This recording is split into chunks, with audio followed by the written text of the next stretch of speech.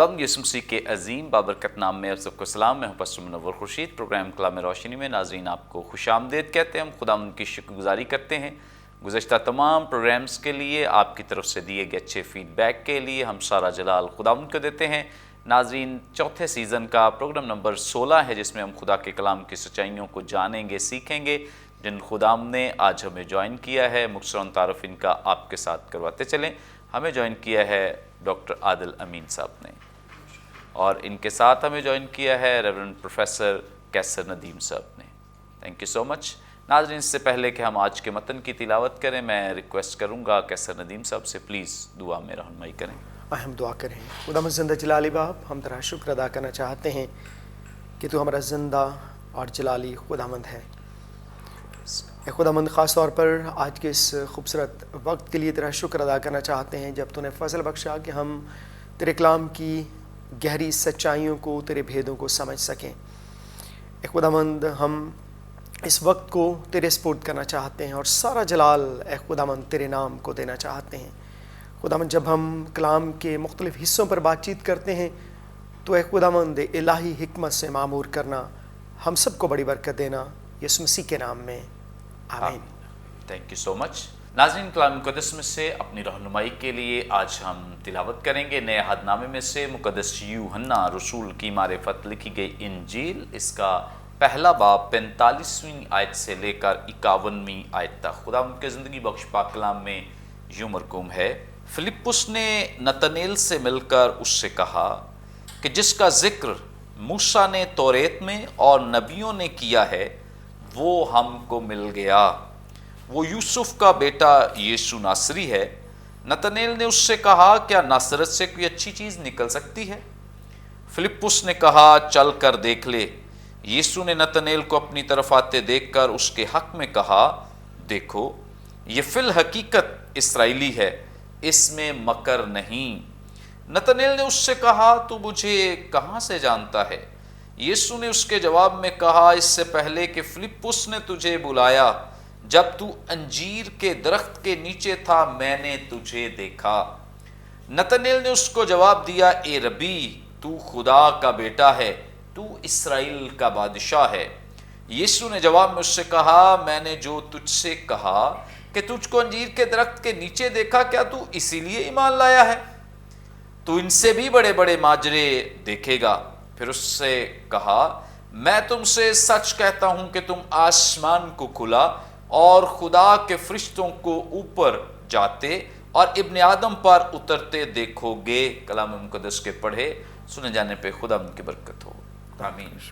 ناظرین، کلام مقدس کا یہ حصہ جو بھی ہمارے سامنے تلاوت کیا گیا ہے مقدس یوحنا رسول کی معرفت لکھی گئی انجیل میں سے ہم نے آج تلاوت کیا ہے، پڑھا ہے.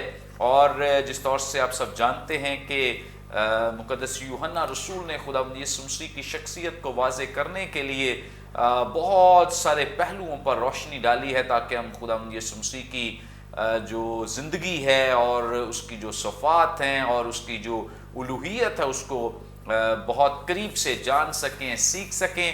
اور یہاں بھی اس پیسج میں بھی ہمیں کچھ ایسے واقعات دکھائی دیتے ہیں جن سے ہم اور زیادہ بہتر طور سے خداوند یسوع مسیح کی شخصیت کو جان سکتے ہیں، سمجھ سکتے ہیں. گفتگو کا آغاز آج ہم ڈاکٹر عادل امین صاحب سے کریں گے. ڈاکٹر صاحب، آپ ہماری رہنمائی فرمائیں. یہاں پر خدا کے کلام میں ذکر ہے نتنیل کا، چونکہ پیسج تقریباً انہی کے تعلق سے ہے. آپ ہماری رہنمائی فرمائیں نتنیل کے بارے میں، یہ کون ہے اور مختصراً ان کے کردار پر بھی روشنی ڈال دیں پلیز. جی بہت شکریہ پاجی صاحب. نتنیل گلیل سے تعلق رکھنے والا ایک شخص ہے، اور حالات و واقعات جو بائبل مقدس میں یوحنا کی انجیل میں بیان ہیں اس میں سے ہمیں یہ تصویر ملتی ہے کہ ایک تو یہ فلپس کا دوست ہے، اور بیت سیدا سے جو تعلق رکھنے والے دوست ہیں ان کے ساتھ ان کی رفاقت ہے. گلیل کا جب ہم نقشے پر غور کریں گے تو اس میں ہمیں کافی باتیں اور بھی کلیئر ہوں گی. یہ ان لوگوں میں سے ایک شخص ہے جنہیں آج سے 2000 سال پہلے رومی گورنمنٹ کا جو تسلط تھا اس کی وجہ سے بڑی پریشان کن زندگی گزارنا پڑ رہی تھی، اور جو ان کے عقائد سے تعلق رکھنے والی باتیں تھیں، یہ ان باتوں کو مد نظر رکھ کر زیادہ پریشان، عام شخص سے زیادہ پریشان رہنے والے لوگ تھے۔ یعنی اگر ہم آسان لفظوں میں بات کریں تو روحانی سطح پر ان کے اندر اس وقت مایوسی اور اس طرح کی شک و شبہات جو ہے انہوں نے جنم لینا شروع کیا تھا۔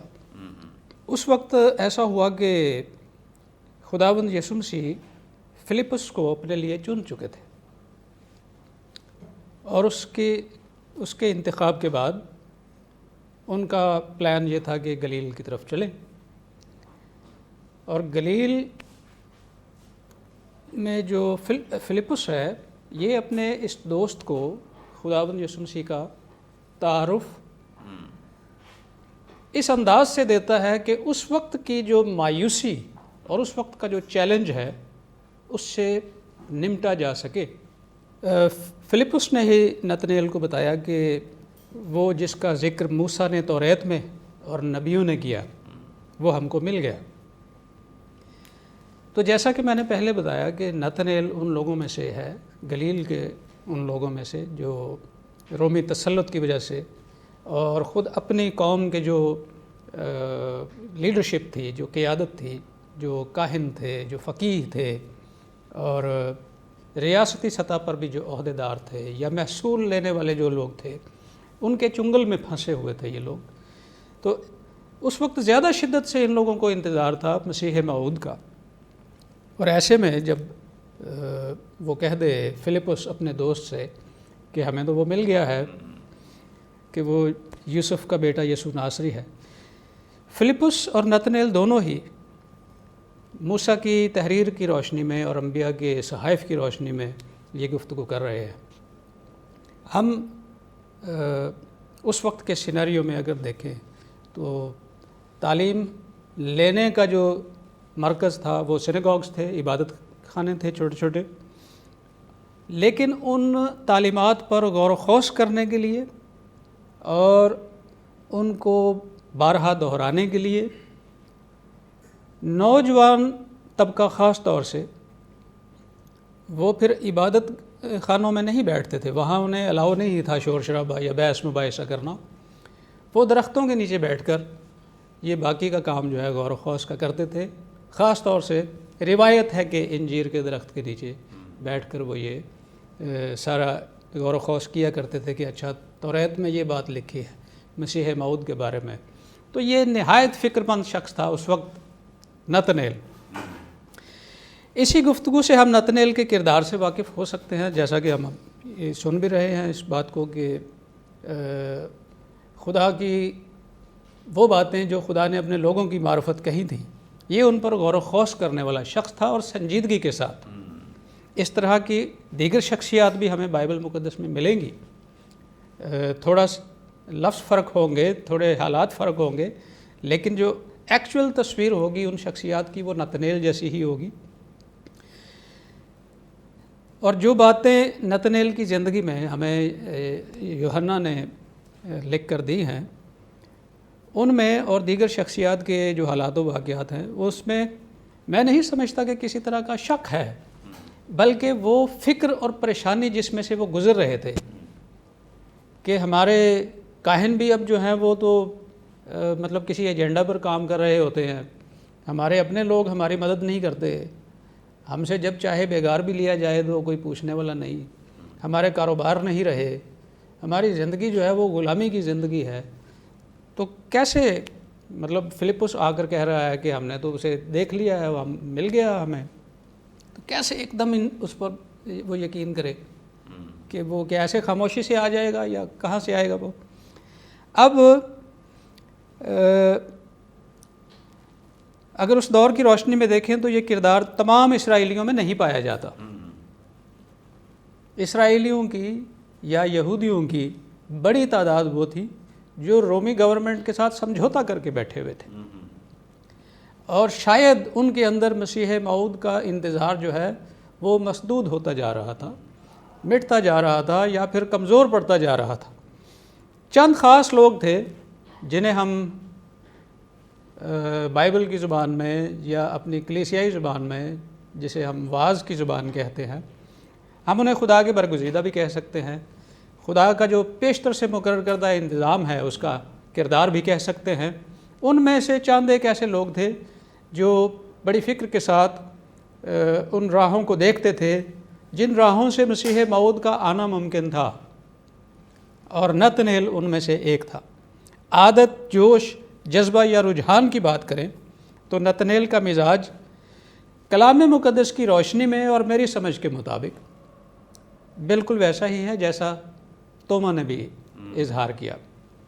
जब उसे पता चलता है कि खुदावंद यीशु मसीह जी उठे हैं, और फिर वो कहता है कि मैं जब तक मेखों के सुराख उसके हाथों में ना देख लूँ, उसकी पसली में हाथ डाल के ना देख लूँ, अच्छा मैं कैसे यकीन कर लूँ।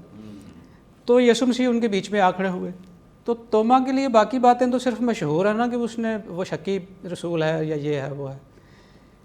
जिस चीज़ की तस्दीक शख्स कोई करना चाहे, जो एक अनहोना या मुमकिनात में बात नज़र ना आ रही हो, उसकी अगर कोई तस्दीक करना चाहे तो वो शक नहीं होता, बल्कि वो ज़्यादा पुख्ता बात होती है। वैसा ही इजहार जो है वो या वैसा ही मिजाज नतनेल के अंदर भी पाया गया। नासरत और गलील के जो दीगर इलाके हैं उनमें हम आगे चल के देखेंगे, हमें और भी ऐसे किरदार मिलेंगे जिनकी सोच पर, जिनके ख़यालात पर, जिनके जज्बात पर, जिनके इल्म पर रोमी हुकूमत का ये बोझ और अपनी कौम का जो गलत सलूक था वो इन पर ये उसको भुगत रहे थे, और उसके रिएक्शन में ये बहुत से काम किया करते थे। Thank you so much. बड़ी खूबसूरत बातें और बड़ी बाबरकत बातें, ना सिर्फ नतनेल के बारे में बल्कि उस दौर में नतनेल की जो शख्सियत है और जो उसकी सोच है वो जिन चीज़ों की गमाजी करती है, और इसके साथ साथ उसके अपोजिट जो बहुत सारे यहूदी हैं जो आहिस्ता आहिस्ता इस उम्मीद को खो रहे थे। और यसाया नबी भी इस ताल्लुक़ से बड़ी पेशगोई करते हैं कि तसल्ली दो मेरे लोगों को, तसल्ली दो, यानी मसीह मऊद के बारे में बताओ कि वो आ रहा है। लेकिन इंसान होते हुए वो आहिस्ता आहिस्ता इस उम्मीद को खो रहे थे। लेकिन नतनेल उनमें से उन लोगों में शामिल था, या इसका शुमार उन लोगों में था जो ख़ास तौर पे मसीह पर और मसीह मऊद पर ईमान रखते थे कि वो आने वाला है, और पुख्ता ईमान रखता था। बड़ी ज़बरदस्त बातें, खूबसूरत बातें जो हमने खुदा के बंदे के वसीले से सुनी। आगे बढ़ेंगे और हम पादरी कैसर नदीम साहब से जानेंगे। भाई साहब, आप हमारी रहनुमाई फरमाएं, यहाँ पर खुदावंद यीशु मसीह के बारे में जब फिलिप्पुस जो है वो नतनेल से गुफ्तगू कर रहा है तो वो बताता है कि वो यूसुफ का बेटा यीशु नासरी है। तो यीशु नासरी उसे क्यों कहा जाता था, और क्या इसका कोई तज़किरा हमें पुराने अहद में भी मिलता है, या उन लोगों ने खुद ही इस बात के लिए इसका नाम डिसाइड किया था? थैंक यू भाई साहब, बहुत खूबसूरत क्वेश्चन। और आपके सवाल के दो हिस्से हैं। एक ये कि खुदावंद यीशु मसीह को नासरी क्यों कहा जाता है। पहले हम इसको देखते हैं। बाइबल मुक़द्दस में हम देखते हैं पुराने अहदनामे में भी और नए अहदनामे में भी हमें बहुत से ऐसे नाम लोगों के, अंबिया के नज़र आते हैं जो ख़ास तौर पर उनके मुकामी इलाके से ताल्लुक़ रखते हैं। जिस इलाके से वो ताल्लुक़ रखते हैं उस इलाके का नाम भी उनके साथ जुड़ा हमें नज़र आता है। ख़ास तौर पर जब हम अय्यूब की किताब को देखते हैं तो अय्यूब के तीनों दोस्तों के नाम पर अगर हम गौर करें तो उनके नामों के साथ उनके इलाके का नाम भी हमें मिलता है। मिसाल के तौर पर तेमानी अलिफस तेमान से था, और फिर उसके बाद उसका दूसरा दोस्त सूखी बलदत वो सूख से था, और नमाती ज़ुफ़र वो नमा से था। इसी तरीके से नए अहदनामे में हम देखते हैं कि शमाउन करीनी के बारे में उसके इलाके का नाम उसके साथ है। और आज की दुनिया में भी बहुत दफ़ा हम देखते हैं कि बहुत से नाम हमें ऐसे नज़र आते हैं जिनके साथ उनके मुल्क का या फिर उनके इलाके का नाम होता है। मेरे एक दोस्त थे, वो ईरान से थे और उनका नाम लिखने में भी अयूब ईरानी था। इसी तरीके से हम देखते हैं मुख्तलिफ़ शोरा के नाम, जैसे मिसाल के तौर पर उर्दू शायरी में ایک بہت خوبصورت نام ہے داغ دہلوی کا، وہ پرانی دہلی سے ان کا تعلق تھا۔ مجھے یاد ہے کہ میٹرک کلاس تک جو اردو کی کتاب ہوا کرتی تھی اس میں ہم پڑھتے تھے اکبر الہ آبادی کے بارے میں، تو ان کا تعلق الہ آباد سے تھا۔ اب جب ہم خداوند یسوع مسیح کی بات کرتے ہیں اور ان کے بارے میں کہا گیا ہے کہ وہ ناصری، ان کا نام لکھا گیا ہے کہ کیونکہ وہ ناصروں سے تعلق رکھتے تھے، یہ ان کا علاقہ تھا جہاں پہ انہوں نے اپنا بچپن گزارا تھا۔ اور اس کا ذکر ہم اگر ہم متی کی انجیل اس کا 2 باب دیکھیں تو وہاں پر ہم دیکھتے ہیں کہ جب یوسف اپنی بیوی مریم اور اپنے بیٹے کو لے کر مصر میں چلا جاتا ہے اور پھر خواب کے ذریعے سے اسے کہا جاتا ہے کہ اب وہ واپس اپنے علاقے میں جائے، اور جب اسے پتہ چلتا ہے کہ ہیرودیس کی جگہ پر اس کا بیٹا ارخلاؤس اب یہودیہ کا بادشاہ ہے، تو پھر وہ خواب میں ہی ہدایت پاتا ہے یہودیہ میں نہ جائے، اور وہ وہاں پر ہے کہ وہ ناصرت میں چلا جاتا ہے۔ اور اسی نسبت سے 23ویں آیت میں اسپیسیفکلی یہ لکھا گیا ہے کہ وہ ناصری کہلایا۔ سو یہ جو پہلا حصہ ہے آپ کے سوال کا کہ وہ اس لیے ناصری کہلایا کیونکہ وہ ناصرت سے تھا۔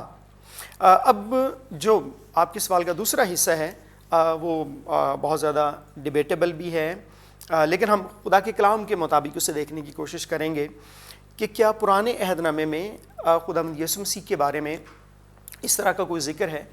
اور اس کو خاص طور پر ابھی جو میں نے حوالے کا ذکر کیا متی کی انجیل اس کا 2 باب 23ویں آیت خاص طور پر بہت دفعہ لوگوں کے لیے الجھن کا باعث بنتی ہے، جہاں پر لکھا ہے کہ نبیوں کی معرفت کہا گیا تھا کہ وہ ناصری کہلائے گا۔ جب ہم اس پہ بات کرتے ہیں کہ نبیوں کی معرفت اگر کہا گیا ہے تو وہ کہاں پر کہا گیا ہے، چند ایک باتیں ہمیں یاد رکھنا ہے۔ سب سے پہلی بات، کسی ایک نبی کی بات نہیں کی گئی بلکہ کہا گیا ہے کہ نبیوں کی معرفت یہ کہا گیا۔ اس سے پہلے کہ ہم وہ حوالہ جات دیکھیں، میں بتانا چاہوں گا کہ کلام مقدس میں جب کوئی نبی نبوت کرتا ہے تو اس کو ہم انگلش میں اس کو پروفیسی کہتے ہیں، اور بہت دفعہ ہمیں پیشین گوئیوں کا بھی لفظ وہاں پر نظر آتا ہے، اور بہت دفعہ اگر ہم ان دونوں لفظوں کی تشریح کریں تو دونوں کا معنی یہی بنتا ہے کہ یہ فیوچر کے ساتھ ان کا تعلق ہے، مستقبل کے ساتھ ان کا تعلق ہے۔ اور جب بائبل مقدس کے حوالے سے ان دونوں باتوں کو ہم دیکھتے ہیں، وہ نبوت ہو یا وہ پیشین گوئی ہو، ہم اس کی بحث میں نہیں جائیں گے کہ دونوں میں یہ کس طریقے سے ہیں، لیکن دونوں کو تعلق میں نے بیان کیا کہ فیوچر کے ساتھ ہے، اور دونوں کا معیار یہ ہے کہ وہ ہمیشہ پوری ہوتی ہیں۔ اس کے بعد جب ہم خداوند کے کلام کو دیکھتے ہیں تو خداوند کا کلام جب لکھا گیا تو بہت دفعہ خاص طور پر ہمیں پرانے عہد نامے میں یہ ملتا ہے کہ بہت سے ایسی آیات ہیں، جیسے موسیٰ جب بھی وہ لکھتا ہے تو وہ کہتا ہے کہ خداوند فرماتا ہے thus says the Lord، اور خداوند کے وہ الفاظ وہ ایز اٹ از ان کو آیات کی شکل میں لکھا گیا۔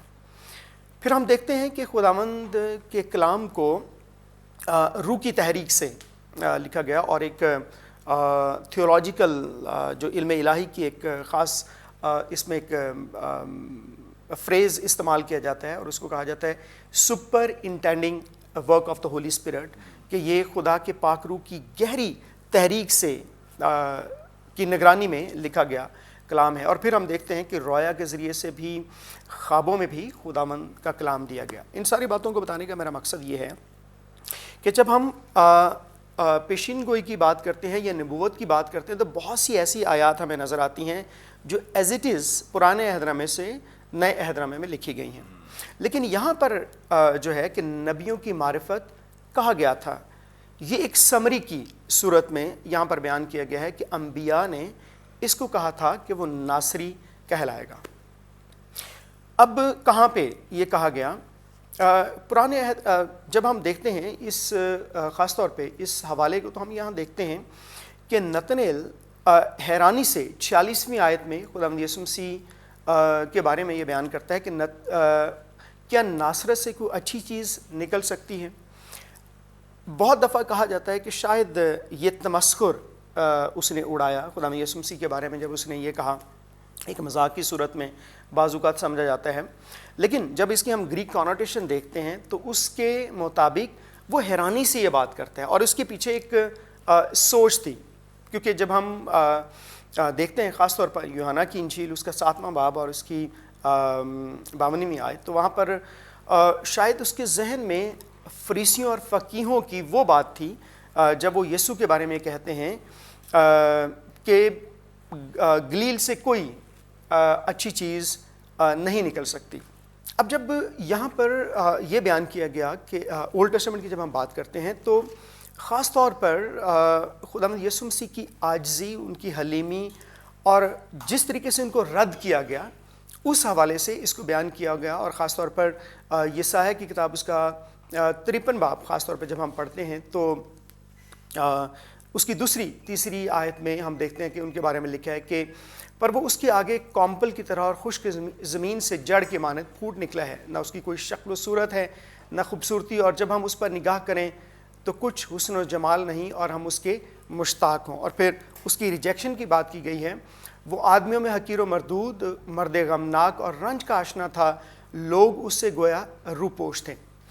تو جب ناصری کی بات کی گئی تو اس کی رد کیے جانے کی اور پھر خاص طور پر جس طریقے کی یسوع مسیح کی زندگی ہے اس کے بارے میں بات کی گئی، لیکن یہاں پر میں اسپیسیفکلی یسایہ 11:1 کے بارے میں بتانا چاہوں گا کہ وہاں پر یہ پیشین گوئی پوری ہوتی ہے۔ لکھا گیا ہے 11:1 میں کہ یسی کے تنے سے کومپل نکلے گی اور اس کی جڑوں سے ایک بارآور شاخ پیدا ہوگی، برانچ، شاخ کے لیے عبرانی جو لفظ ہے وہ نظر ہے، اور کہا یہ جاتا ہے کہ ناصری کے لیے جو عبرانی لفظ استعمال کیا گیا ہے نظرت، اور یونانی میں نیزرین، اور ہم اردو میں ناصری استعمال کرتے ہیں، وہ ناظر سے ہی نکلا ہے۔ سو ہم بہت سے اسکالرز یہ بھی کہتے ہیں کہ ہم اس کو یوں بھی پڑھ سکتے ہیں کہ اس کی جڑوں سے ایک بارآور ناصری پیدا ہوگا۔ سو ہم دیکھتے ہیں کہ اس طریقے سے نبیوں کی معرفت اگر کہا گیا تو وہ یسایہ 11:1 میں مندرج ہیں۔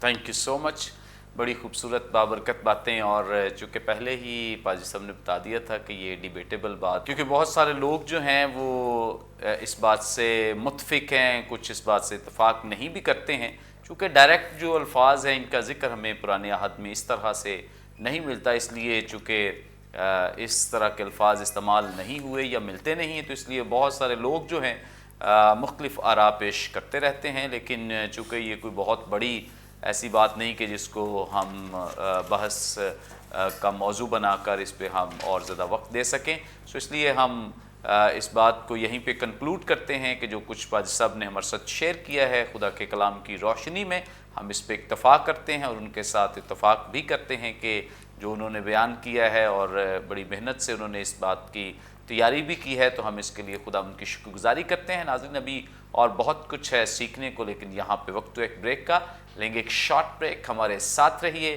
دیکھتے رہیے پروگرام کلام روشنی۔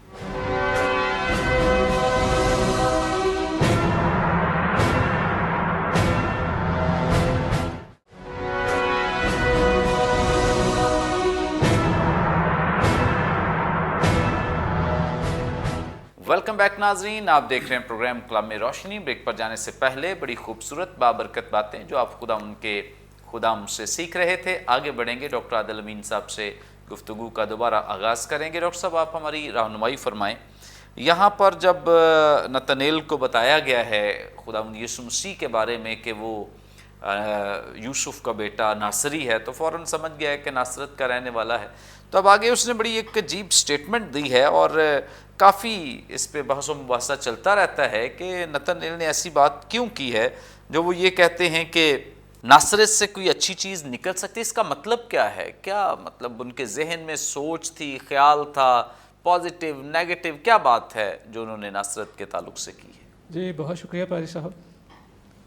اس کا سیدھا مطلب تو وہی ہے جو لکھا ہوا ہے کہ کیا ناصرت سے کوئی اچھی چیز نکل سکتی ہے؟ نہیں نکل سکتی۔ لیکن اس تناظر میں اور آج جہاں ہم پر بیٹھ کر بات کر رہے ہیں، اس میں 2000 سال سے زیادہ کا عرصہ ہے۔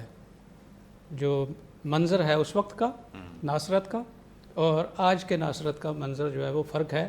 آج ہم بڑی خوشی سے اپنی شاعری میں یسوع کو ناصری لکھتے ہیں اور ناصرت کے حوالے سے اس کا ذکر کرتے ہیں. پتہ نہیں اس وقت شاعر کے دماغ میں بیت لحم ہوتا ہے یا پھر بحر کی ڈیمانڈ ہوتی ہے کہ یہاں پر ناصرت آ جائے گا, پورا بیت لحم پورا نہیں آئے گا. خداوند یسوع مسیح کی پیدائش تو بہرحال بیت لحم میں ہوئی. لیکن جیسا کہ ابھی ہم نتنیل کی زندگی پر غور کر رہے تھے کہ یہ ان لوگوں میں سے ایک شخص ہے جو پیشین گوئیوں پر, انبیاء کی باتوں پر, تحریری روایات پر, زبانی روایات پر, خداوند یسوع مسیح کی آمد کی علامات اور نشانات پر ہم وقت دھیان رکھتے تھے اور موجودہ صورتحال پر بھی دھیان رکھتے تھے. تو چونکہ بعض اوقات ایسا ہوتا ہے نا, کسی علاقے کی ریپوٹیشن جو ہے وہ غلط ہو جاتی ہے, وہاں پر کیا ہو رہا ہوتا ہے وہ سارا کچھ ناپسندیدہ ہوتا ہے. تو اس وقت یہودیوں کے درمیان 2-3 ایسی باتیں تھیں جو بہت عمومی تھیں اور ان چیزوں کو کسی جگہ پسند نہیں کیا جا سکتا تھا. تو ناصرت اس وقت مرکز بنا ہوا تھا. یہ روم گورنمنٹ کا سمجھ لیں کہ کٹھ پتلی علاقہ تھا اور اس قدر وہاں پر خدا کے کلام کی بے حرمتی اور وائیولیشن ہوتی تھی کہ اس کی حد نہیں. رومی گورنمنٹ کی جو پریشانیاں دی ہوئی تھی وہ تو اپنی جگہ, لیکن جو ان باتوں سے لوگ پریشان تھے وہ فزیکلی اور اسپریچولی دونوں جگہ پریشان تھے. تو ایک وقت میں انسان اس علاقے کے لیے یہ نظریہ قائم کر لیتا ہے کہ یہاں سے کسی اچھے کی امید رکھی نہیں جا سکتی. تو ناصرت اس وقت کا علاقہ ناپسندیدہ علاقہ کیوں؟ کیونکہ ہم دیکھتے ہیں یسوع مسیح کے زمینی ایام کے دوران ناصرت میں رومی فوج تعینات تھی اور جتنے لوگ ان رومی سپاہیوں کا ساتھ دیتے تھے یا ان کے ساتھ لین دین رکھتے تھے, کسی بھی طرح سے اپنے نمبر بنانے کے لیے شاید انہیں پانی پلاتے ہوں یا کھانا دیتے ہوں یا کسی بھی طرح سے انہیں رہائش دیتے ہوں, ایسا شخص تمام ان لوگوں کی نظر میں ناپسندیدہ قرار پاتا تھا جو انہیں اس وقت وہاں پر دیکھ رہے ہوتے تھے. لہٰذا ناصرت کے رہائشیوں کے بارے میں یہ عمومی رائے قائم ہو چکی تھی کہ یہاں کا کوئی باشندہ اسرائیلی قوم کے ساتھ وفادار نہیں ہے, بلکہ جیسا کہ ابھی ہم نے سنا کہ یسوع کو مطلب ناصری کہا گیا. یسوع کو ناصری جو ہے وہ کسی اعزاز کے ساتھ نہیں کہا گیا تھا. یہ ناپسندیدگی کا اظہار کرنے کے لیے اسے ناصری کہا گیا کہ یہ ناصری ہے. ٹھیک ہے, اور یسوع ناصری یعنی ناصرت سے اس کا تعلق ہے. تو جو لوگ بیت لحم کے تعلق سے اس کو جانتے ہیں وہ اس کی پیدائش کا کم ذکر کر رہے ہیں, ناصرت کے حوالے سے اس کا زیادہ ذکر کر رہے ہیں, تو وہ یسوع کے ساتھ اپنی ناپسندیدگی کا اظہار کر رہے ہیں.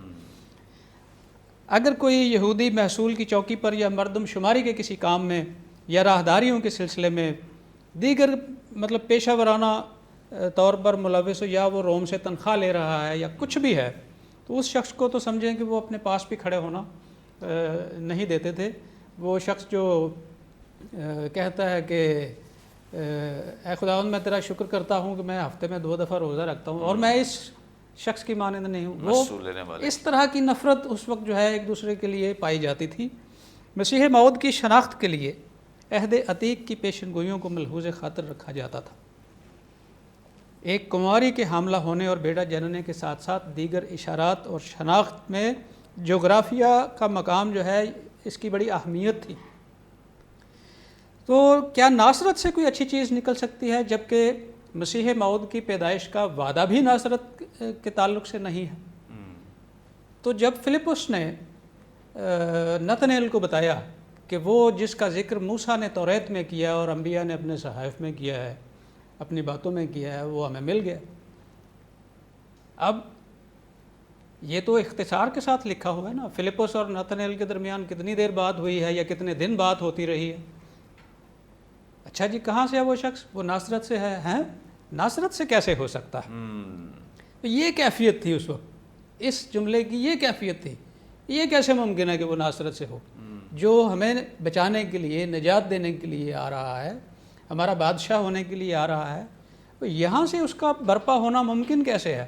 یہاں تو کوئی شخص اس لائق نہیں ہوتا جسے ہم مسیح موعود پیشن گوئیوں کی روشنی میں، ان وعدوں کی روشنی میں اس کی شخصیت کی تصویر کیسے ہم ان رنگوں کو اس شخص میں دیکھ سکتے ہیں کہ وہ اس کا تعلق ناصرت سے ہو اور وہ ہو خدا کا بیٹا اور وہ ہو اسرائیل کا بادشاہ۔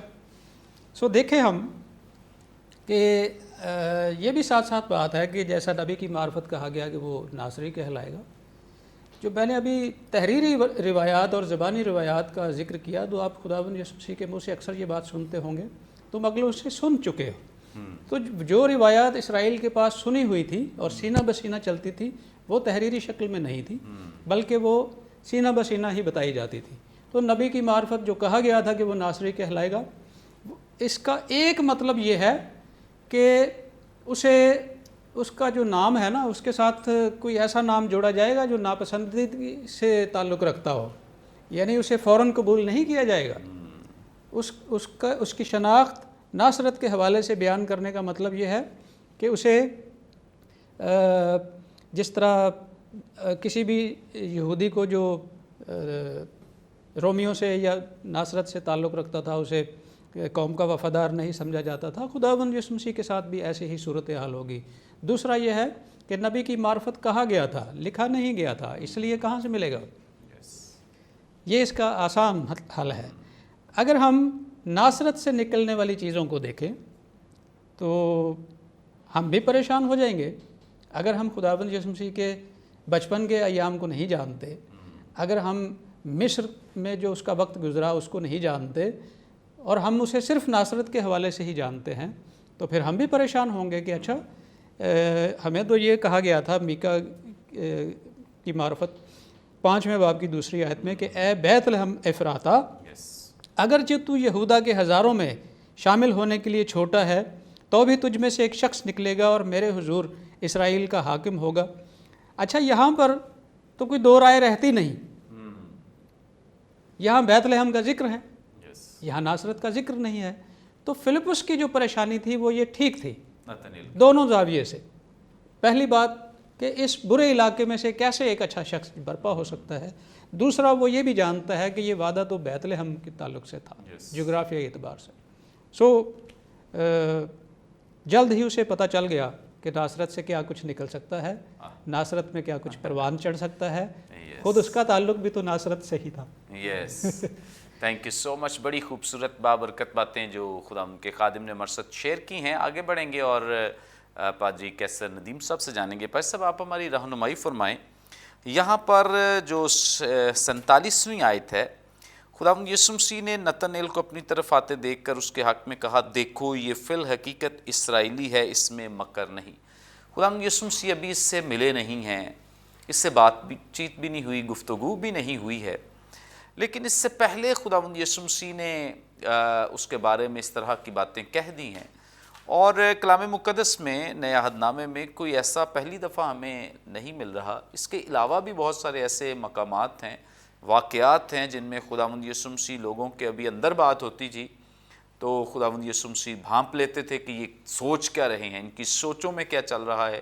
وہ بولتے بھی نہیں تھے اور خداوند یسوع مسیح پہلے ہی بتا دیتے تھے کہ تم اپنے دلوں میں یہ سوچ رہے ہو، یہ گمان کرتے ہو۔ تو ہماری رہنمائی فرمائیں کہ خداوند یسوع مسیح کو کیسے ان چیزوں کا پتہ چل گیا، اور اس علم کو اسپیسیفکلی کہتے کیا ہیں جو ہم وقت سے پہلے ہی بتا دیتے ہیں، یا وقت سے پہلے کسی کو پتہ چل جائے کہ فلاں شخص اس طرح کا ہے یا فلاں شخص اس طرح کا۔ Thank you. آپ نے 47ویں آیت پڑھی، میں اس کے ساتھ 48ویں آیت بھی پڑھنا چاہوں گا۔ یہاں پر ہے کہ نتنیل نے اس سے کہا تو مجھے کہاں سے جانتا ہے۔ جب ہم خدا کی صفات پر غور کرتے ہیں، اس کی ایٹریبیوٹس کے بارے میں ہم جانتے ہیں، تو ہم دیکھتے ہیں کہ 3 خاص طور پہ جب جو ایٹریبیوٹس ہیں خدا کی، ان میں سے خدا اومنی پریزنٹ ہے، وہ ہمہ جا ہے، مطلب ہر جگہ پہ موجود ہے۔ پھر کہا جاتا ہے کہ وہ اومنی پوٹنٹ ہے، وہ قادر مطلق ہے، وہ ہر چیز پر اختیار رکھتا ہے، اور اسی طریقے سے وہ اومنیشنٹ ہے، وہ ہمہ گیر ہے۔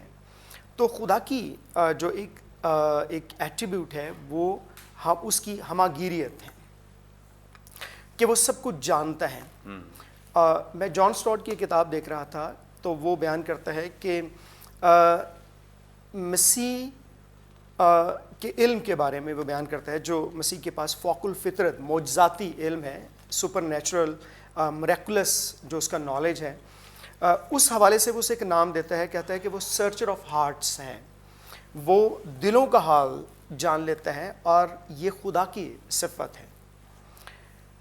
جب ہم ساری اناجیل میں دیکھتے ہیں تو خداوند یسوع مسیح کا یہ علم کہ وہ دوسروں کے متعلق سب کچھ وہ جانتے ہیں, ہم دیکھتے ہیں کہ وہ اپنے اختیار کے بارے میں بھی جانتے ہیں.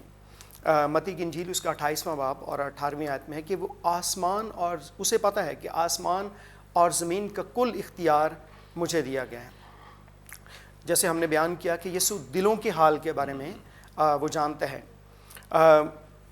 ایک واقعہ ہمیں ملتا ہے کہ ایک اندھا گونگا جس میں بدرو ہوتی ہے, جب وہ مسیح خداوند کے پاس شفا کے لیے آتا ہے اور فریسی اس کے بارے میں یہ سمجھتے ہیں یسوع مسیح کے بارے میں کہ بدروہوں کے سردار بالزبول کی مدد سے وہ ایسا کر سکتا ہے, وہ بدروہوں کے نکالتا ہے. تو خدا کے کلام میں لکھا ہے کہ مسیح ان کے دل کے خیالوں کو جان لیتے ہیں. ایک اور واقعہ ہمیں ملتا ہے فریسیوں کے بارے میں, جب وہ خدا یسوع مسیح سے پوچھتے ہیں کہ کیا کیسر کو جزیہ دینا روا ہے یا نہیں, اور خداوند یسوع مسیح کے بارے میں لکھا ہے کہ وہ ان کے دل کی شرارت کو جان لیتا ہے. اسی طریقے سے ہم دیکھتے ہیں کہ یسوع مسیح ان تمام واقعات کے بارے میں جانتے ہیں جو اس کی پوری زندگی کے بارے میں جڑے ہیں.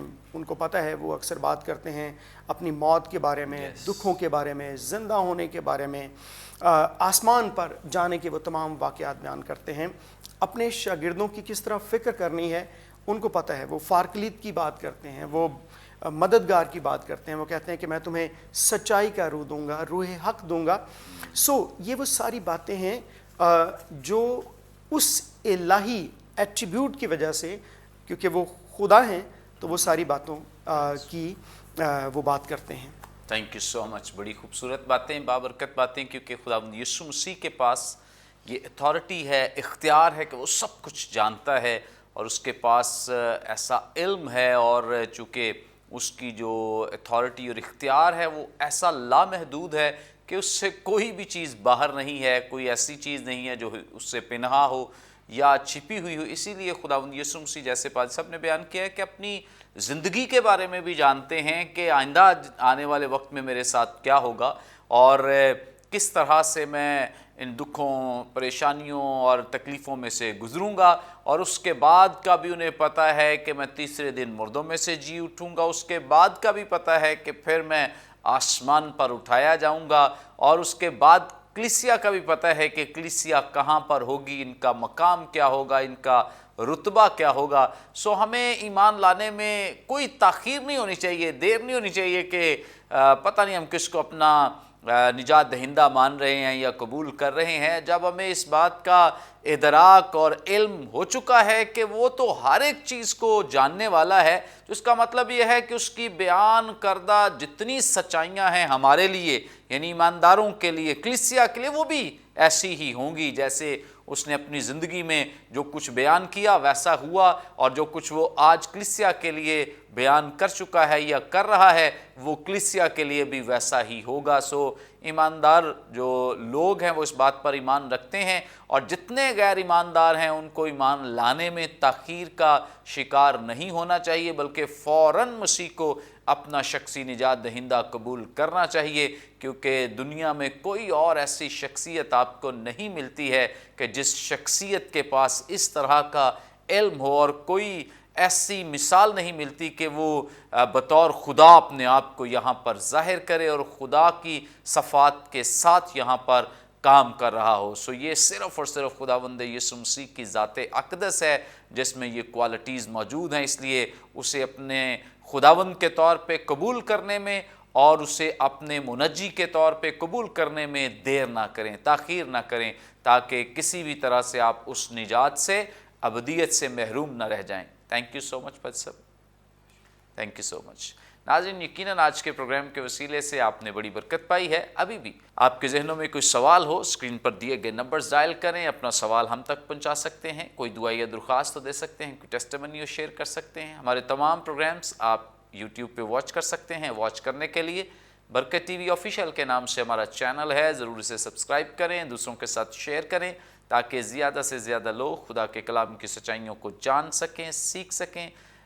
پروگرام کے تعلق سے اپنا فیڈ بیک دینا نہ بھولیں. آئندہ ایک نئے پروگرام کے ساتھ دوبارہ آپ کی خدمت میں حاضر ہوں گے. تب تک کے لیے اجازت دیجیے. دیکھتے رہیے برکت T V. God bless you all.